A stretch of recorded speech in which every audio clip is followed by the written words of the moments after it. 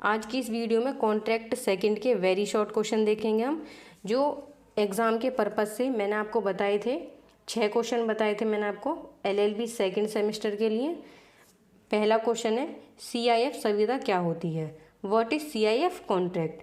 भारतीय विक्रय वस्तु अधिनियम 1930 की धारा 2 सब धारा 5 सेक्शन 2 सबसेक्शन 5 के अनुसार CIF संविदा का पूरा अर्थ है।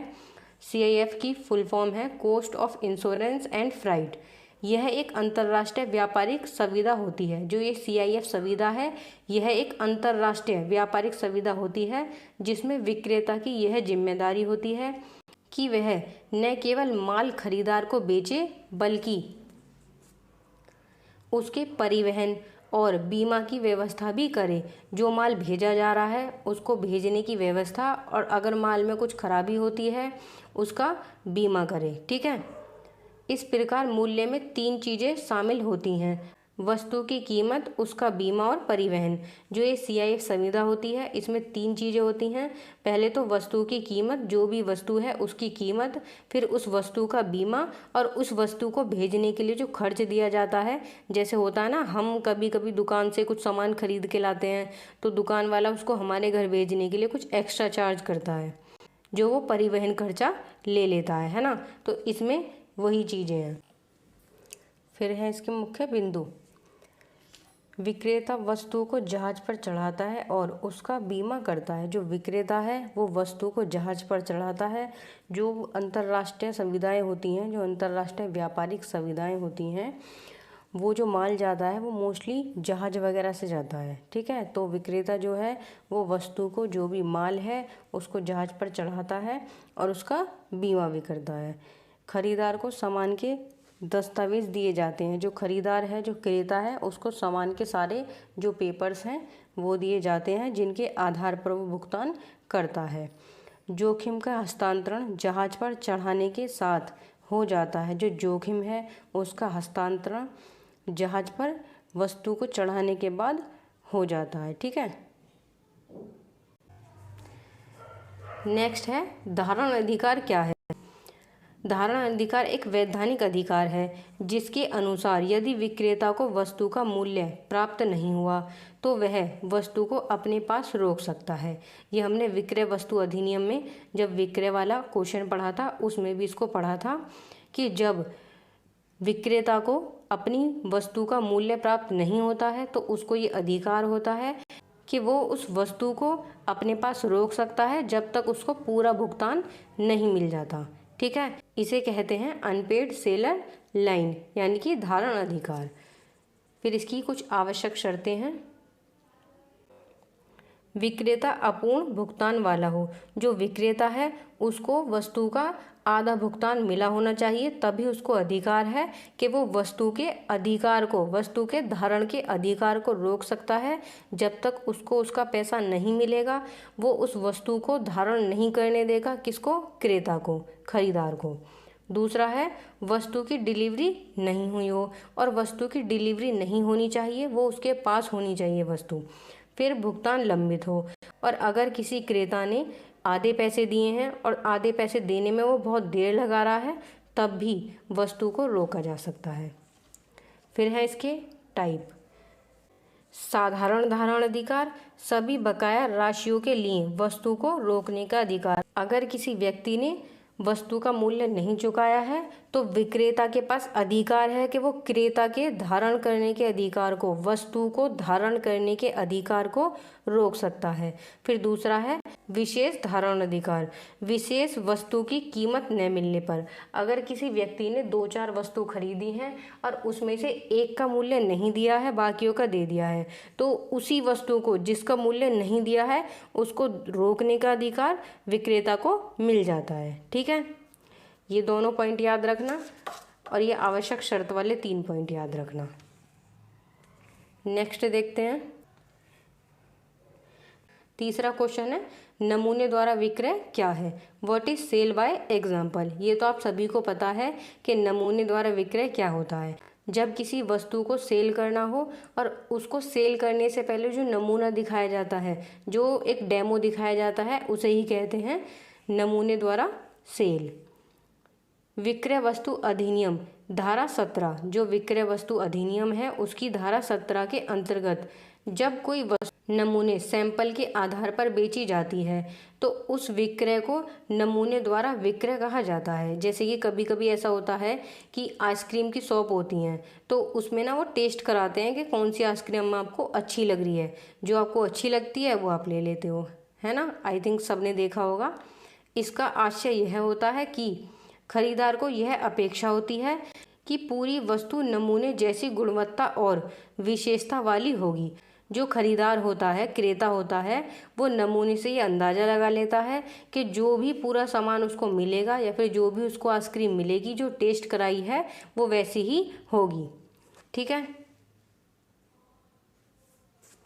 यदि माल उस नमूने से मेल नहीं खाता तो खरीदार उसे अस्वीकार कर सकता है। ठीक है। जो नमूना उसने दिखाया है, जो भी सैंपल उसने दिखाया था, अगर उससे मैच नहीं खाता है, जो वस्तु ली है वो मैच नहीं खाती है, तो खरीदार उसे वापस कर सकता है। धारा 17 के अनुसार आवश्यक शर्त वस्तु की गुणवत्ता और प्रकार नमूने के अनुसार होनी चाहिए। जो भी वस्तु है उसकी गुणवत्ता नमूने के अनुसार होनी चाहिए। फिर है खरीदार को नमूने और मुख्य माल की तुलना करने का अवसर मिलना चाहिए। जो भी उसको नमूना दिखाया है और जो भी माल है उसमें तुलना करने का अवसर खरीदार को मिलना चाहिए। फिर है माल में कोई छिपा हुआ दोष नहीं होना चाहिए जो सामान्य निरीक्षण से पकड़ा ना जा सके, जो कि सामान्य छानबीन से पकड़ा ना जा सके, ऐसा नहीं होना चाहिए। फिर इसका निष्कर्ष है यदि नमूने द्वारा विक्रय में माल नमूने से मेल नहीं खाती या उसमें छिपे दोष होते हैं तो खरीदार उसे अस्वीकार कर सकता है और विक्रेता से क्षतिपूर्ति की मांग कर सकता है। ठीक है। धारा 17 में बताया गया है नमूने को। ठीक है। फिर नेक्स्ट क्वेश्चन देखते हैं। फिर फोर्थ क्वेश्चन है व्यपदेशन का सिद्धांत क्या है? What is doctrine of holding out? भारतीय साझेदारी अधिनियम 1932, जो भारतीय भागीदारी अधिनियम है, पार्टनरशिप एक्ट, उसकी धारा 28 में व्यपदेशन को परिभाषित किया गया है, होल्डिंग आउट को। व्यपदेशन का अर्थ, मीनिंग ऑफ होल्डिंग आउट। धारा 28 के अनुसार जो भारतीय साझेदारी अधिनियम है उसकी धारा 28 के अनुसार जब कोई व्यक्ति साझेदार न होते हुए भी स्वयं को साझेदार के रूप में प्रस्तुत करता है, जब कोई व्यक्ति भागीदार नहीं है, किसी भी कंपनी में पार्टनरशिप नहीं है और वो ये दिखाता है कि मैं पार्टनर हूँ या किसी अन्य को ऐसा प्रस्तुत करने देता है और तीसरा पक्ष उस कथन पर या आचरण के आधार पर उस पर विश्वास करता है तो वह व्यक्ति तरह उत्तरदायी होता है। जो व्यक्ति अपने आप को ये शो करा रहा है कि मैं पार्टनर हूँ तो उस व्यक्ति को जिम्मेदार ठहराया जाएगा, तब इसे ही व्यपदेशन कहते हैं। जब 3 लोग होते हैं और एक इंसान उसमें से पार्टनर नहीं होता है लेकिन वो ये शो कराता है कि मैं पार्टनर हूँ, अगर उसने कोई भी संविदा करी या फिर कोई भी वस्तु सेल करी तो जिम्मेदार उसे ही ठहराया जाएगा जिसने अपने आप को पार्टनर बताया है। यदि ए साझेदार नहीं है लेकिन वह दूसरों को बिना विरोध किए यह विश्वास दिलाता है कि वह साझेदार है और बी उस पर विश्वास कर ले और बी उस विश्वास पर ए के फर्म को लेता है तो ए जिम्मेदार होगा। ठीक है। नेक्स्ट देखते हैं क्वेश्चन नंबर 5, द्विपक्षीय संविदा किसे कहते हैं? जब 2 लोग मिलकर आपस में कोई संविदा करते हैं, कोई कॉन्ट्रैक्ट करते हैं, उसे ही कहते हैं द्विपक्षीय संविदा। वह संविदा होती है जिसमें दोनों पक्षों द्वारा पारस्परिक वचन दिए जाते हैं। पारस्परिक मतलब एक दूसरे को वचन दिए जाते हैं और दोनों पक्षों के ऊपर कर्तव्य और अधिकार बनते हैं। इसमें प्रस्तावक, ऑफरर, प्रस्तावक को कहते हैं ऑफरर, जो ऑफर देता है किसी भी वस्तु को बेचने का या फिर खरीदने का, और एक होता है स्वीकारकर्ता, किसी भी वस्तु को खरीदने के लिए अपनी एक्सेप्टेंस देता है, स्वीकृति देता है। दोनों एक दूसरे को कुछ करने या न करने का वादा करते हैं। जैसे कि कोई 2 व्यक्ति हैं, वो अपनी किसी वस्तु को सेल करना चाहते हैं तो एक व्यक्ति होगा प्रस्तावक, अपना प्रस्ताव रखेगा कि मैं अपनी कार को सेल करना चाहता हूँ। दूसरा होगा स्वीकारकर्ता, जो सेकंड पक्षकार है, जो अपनी एक्सेप्टेंस देगा कि हाँ मुझे आपकी कार चाहिए। ठीक है, तो दोनों एक दूसरे को वचन देते हैं। एक कहता है कि वो अपनी कार को बेचेगा और एक कहता है कि हाँ वो खरीदेगा।